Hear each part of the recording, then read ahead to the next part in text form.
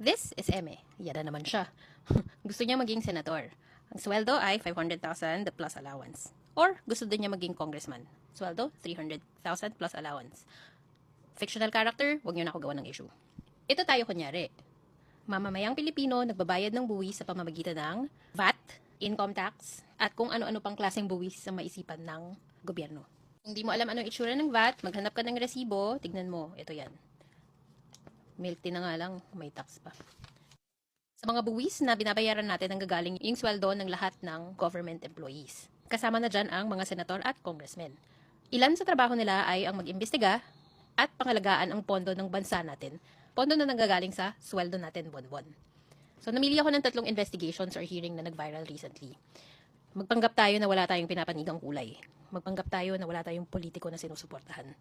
Yung mga susunod ko na tanong, subukan nyo sagutin habang iniisip ang sarili mo. Pilipino muna. O kahit sarili mo na lang. Isipin mo yung sarili mo sa sitwasyon na to. Unang hearing. Yung ICC arrest ni Duterte. Sa hearing na to, sinusubukan nilang intindihin kung sino yung may kasalanan, bakit nahuli si Duterte. Ngayon na nakikinig ka sa akin, nasa bahay ka, sa trabaho, o sa sakyan, galaan, paano nakakatulong sa'yo yung investigation na to? Isipin mo ha, ikaw na nagbabayad nitong mga politiko.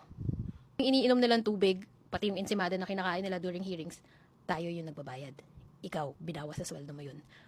Paano makakatulong itong hearing na to sa buhay mo araw-araw? Kung malaman nila kung sino yung may kasalanan sa pagkahuli kay Duterte, ano magagawa nun sa buhay mo? Pangalawa, budget hearing ni BBM. Ang proposal niya, 10.5 billion pesos para sa loob ng isang taon. 1-2 tanong lang na-approve kagad under 20 minutes.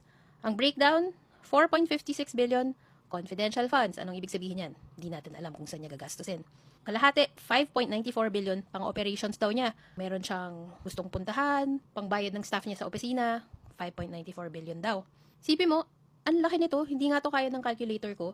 Tapos, ikaw, milk tea lang gusto mong bilhin, kailangan deserve mo pa. Did you feel like the senators and congressmen represented your interests? Pinaglaban ka ba nila? Tinanong ba nila kung saan gagastusin yung pera? Tinanong ba nila, bakit kailangan confidential? Asan yung breakdown yan? May nagtanong ba para sa'yo? Wala. Kung breadwinner ka, parang inabot mo sa kapatid mo or sa nanay mo yung naghirapan mong pera, tapos hindi mo alam kung saan napunta. Naiintindihan mo ba? Ito pinakahuli at pinaka-recent. Nag-iimbestiga sila about cybercrimes and fake news. Pinatawag nilang resource speakers ang vloggers, pati may mga representatives from Meta. Pinanood ko yung videos, ang trip pa nila buwagin or galawin yung freedom of speech. As a Filipino na naghahanap buhay araw-araw,